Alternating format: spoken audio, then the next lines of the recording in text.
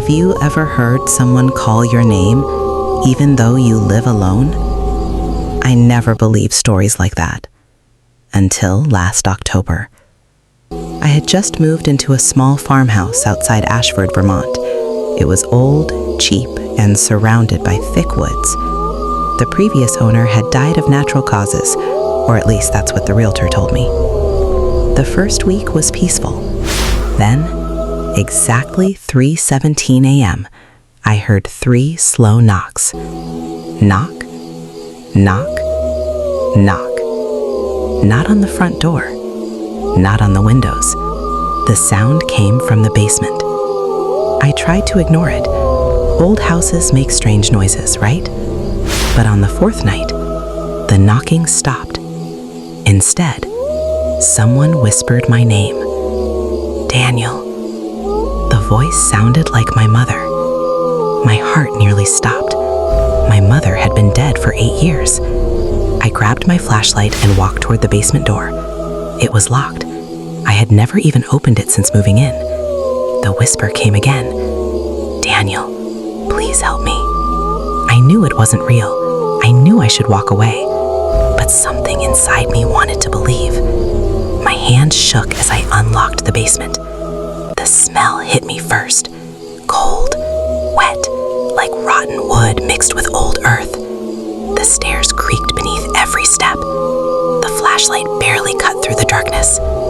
There was nothing, just dusty shelves, broken furniture, and an old rocking chair slowly moving by itself. I froze. No windows, no wind, yet the chair kept rocking. Back and forth, back and forth. Then my flashlight flickered. For 1 second, I saw someone standing in the corner. Tall, impossible to describe. Its face looked almost human, except it had no eyes. The light came back. The corner was empty. I ran upstairs and slammed the basement door shut. The next morning, I convinced myself it had all been stress, sleep deprivation, nothing more. That afternoon, I asked my elderly neighbor if he knew anything about the house. He became strangely quiet. Then he asked, "Did you open the basement?" When I nodded, his face turned pale. He whispered, "The family who lived there before you had a daughter. She disappeared. They never found her." I laughed nervously. He didn't. Instead, he said something I'll never forget. "If it starts calling your name, never answer." That night, I stayed awake, watching the clock. 3:16, 3:17, silence. I smiled. Maybe it was over. Then, my bedroom door slowly opened by itself. The hallway was completely dark, and from downstairs, I heard footsteps, slow, heavy, coming up the stairs. 1 step at a time. The footsteps stopped outside my bedroom. Then came the whisper. Not my mother's voice this time.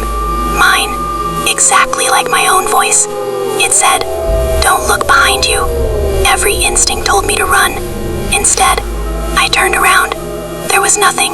When I looked back toward the bedroom door, someone was standing there. It looked exactly like me. Same clothes, same face, same terrified expression. It smiled. I didn't. Then everything went black. I woke up the next morning on the living room floor. The basement door was wide open. The house was silent. I packed my things immediately. Before leaving, I noticed something scratched into the basement door. Words that definitely weren't there before. "Only one of us gets to leave." I drove away without looking back. Months passed. Life slowly returned to normal. Until yesterday, I was looking through old photos on my phone. I found one I didn't remember taking.